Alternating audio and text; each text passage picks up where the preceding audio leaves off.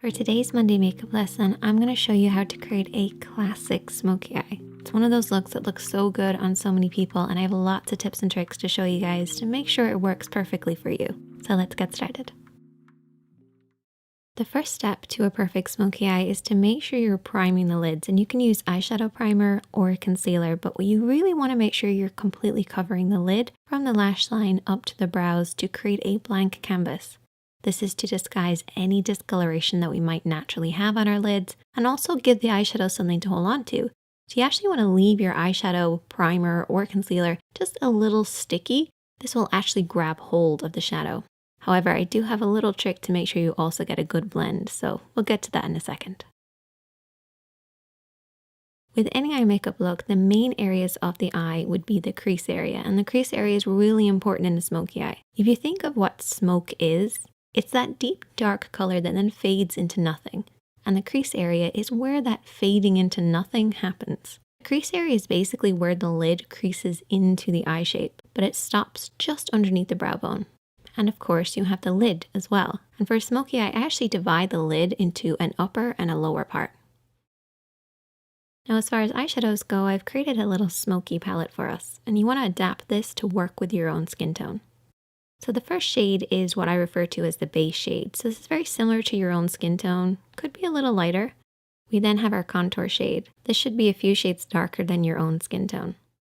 And then you have your mid-tone, and your mid-tone is probably the most important. A lot of people refer to this as the transition shade. This is somewhere in between the base and the contour. That's why I call it a mid-tone, because it's a middle tone.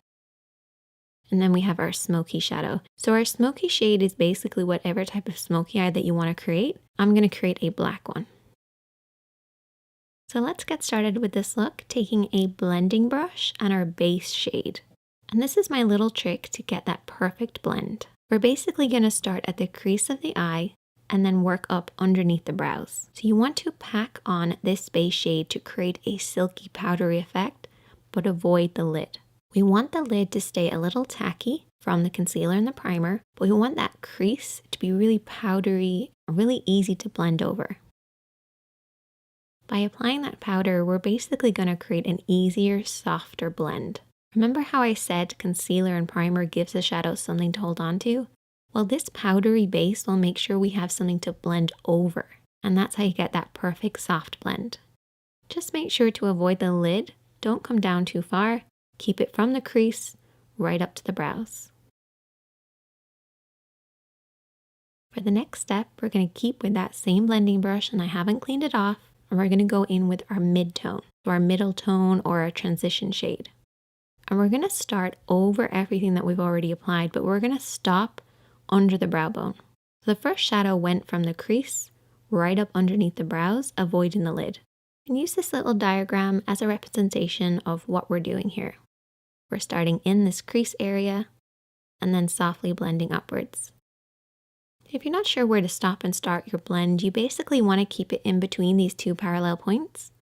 It looks really complicated, but it's basically using the edge of your eye, nose, and brow on one side, and then creating a parallel line on the inner corner. If you blend outside the lines, don't worry because you can always clean up at the end. Just use this as a guide. Then we're going to take a clean blending brush, and I always keep a clean blending brush handy for every look, but in particular when you're doing a smoky eye. Go over everything that you've applied to soften out any harsh lines. No additional product needed, just soften out those lines. Now we're going to move on to applying the contour, and I need you guys to take a brush that's got a lot of control in it. So maybe a flat brush or a pencil brush or a brush like this, which is somewhere in between. It's one of my favorites. And picking up a little bit of that contour shade, which is one of the darker shades from this palette, we're going to apply this all over the lid area. So I want you guys to keep this just to the lid, bringing it up to where that mid-tone starts in the crease, but don't go beyond that point. Really focus on the roots of the lashes and softly blend this over and back, covering the lid. Try to avoid blending this up too high because that can ruin the look. You want to keep it nice and deep and low. So what we're going to end up with is a deep dark look right at the roots of the lashes that then fades upwards, fading into that mid-tone, into that crease, and up underneath the brows. Next, I want you to take a small flat brush, something that you have the most control over. And I want you to take your smoky shadow. So whatever smoky shadow that you're using, I'm using black. And there's two ways that you can apply this. You can bring your hand down onto the lash line, or you can come at it straight on. As you can see, my hand is pretty much at the level of my nose as I'm applying this. I'm applying it using the lash roots as my guide, and follow the natural shape of your lash line. If you have your hand too low at this point, you're going to blend that black up too far. And I don't want you guys to do that. So try to keep it at around the cheek level, or bring your hand over the top and press downwards onto the lash line. Either way, just imagine that you're creating a liner look. Just coat right by those lashes and really pack it on there. Get in between those lashes, right onto that lash line. It's really important. We have to imagine that that black is coming from somewhere, so it has to start really dark at the base. Now for shaping wise, I like to have it slightly thicker just in the center. It's almost like an oval shape. This will create that classic round shape that you get with a smoky eye. So it's slightly tapered on the inside and the outside, and highest in the middle. Before you go any further, what I want you to do is take your fingertip and really press on that pigment. Push it right at those lashes.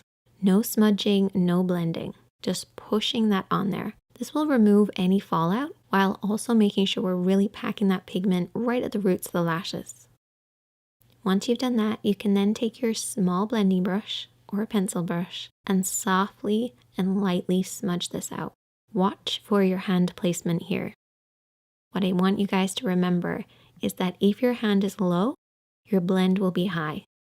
And that's good at the start because we want to bring that black from the root of the lashes upwards to about the halfway point of the lid. But if you keep your hand this low throughout the entire smudging process, you're going to end up pushing it up too high.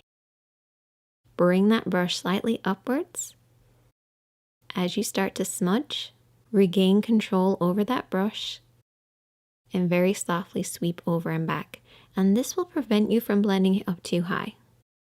You do not want it to surpass the lid and get into that crease area, depending on the look that you're doing, of course, but particularly for a classic smoky eye. Keeping it nice and low by the lashes is the best way to get that classic look. I usually split the lid into two sections, so I have a lower part and an upper part. I'm making it sound really complicated, but it's actually not that complicated. But if you learn these techniques, it will become easier, even though it sounds like I'm making it harder than it is. The next step is really important, and it's to really darken in between the lashes. So apply a pencil liner on your waterline, which is the upper tight line of your lid. What I like to do is just look down in a mirror and just kind of push upwards between the lashes. This will create that dark smoky look. You have to imagine where this smoky depth is coming from, and it should be coming right between the lashes. So try getting that pencil right in there. Another important thing is to coat those lashes. I actually brush my lashes downwards to make sure it's really dark right at the roots. Once again, to create the illusion of the depth coming from the lash line. Essentially, it looks like we just have really thick lashes. If you want to go an extra step, you can always apply invisible liner. If you watch my videos a lot, you'll know that I've talked about this. It's basically lining very, very thinly right between your lashes, as close as possible. And I also went ahead and applied some falsies. Once again, this creates the illusion of a deep, dark look right at the roots.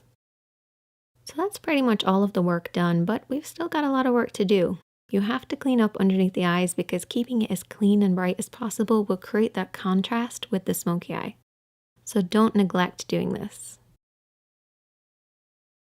You also want to clean up underneath the brows by taking a little bit of the base shade and a small brush and applying this on the brow bone. We have already applied this, but reapplying it will actually brighten this up. And you can also pop a little bit of this shadow on the inner corner of the eye too. I like to imagine that the smoky eye is coming from my lash line and you don't have lashes right in there. So try brightening it ever so slightly. Finish off with lots of mascara to balance out the top. And there you go. A classic smoky eye, and you can use these techniques to create any number of different looks. But I love that deep dark look starting at the roots of the lashes and blending upwards. If you try out this look, I would love to hear from you guys. You can also send me a picture, and if you have any problems, I'm always here to help, so just leave a comment and I'll try and get back to you. Check out the other videos on the screen, hit that like button if you learned something, hit that subscribe button if you're new, and I'll see you guys in the next one.